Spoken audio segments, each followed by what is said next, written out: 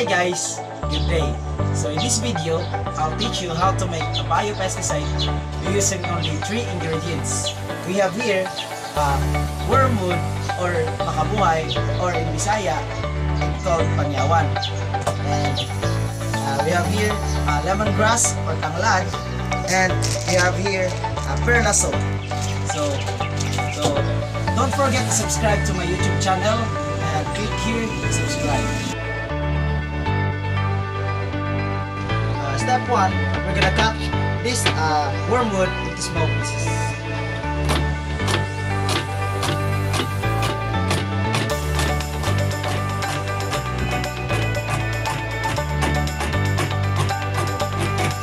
And also, we're gonna cut this lemongrass into small pieces, just like the wormwood.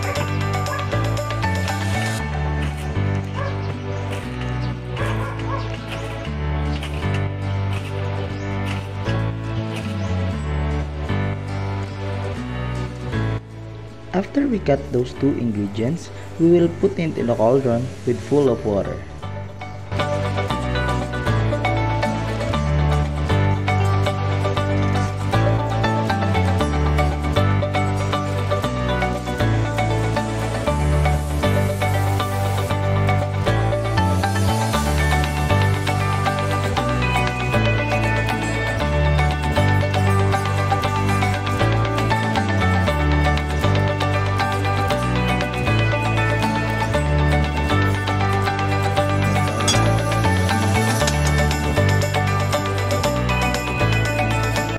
Soap. It is because the following ingredients that present in this soap is coconut oil and fragrance, so it cannot be harmful to our crops if we were gonna apply it.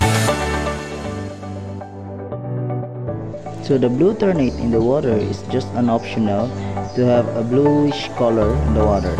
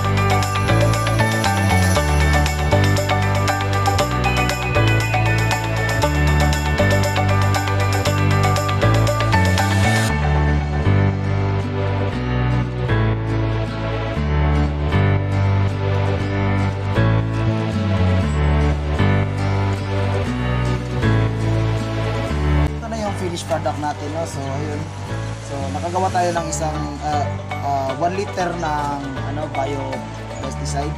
Nagawa yung panyawan, saka yung mga another mga tanglad.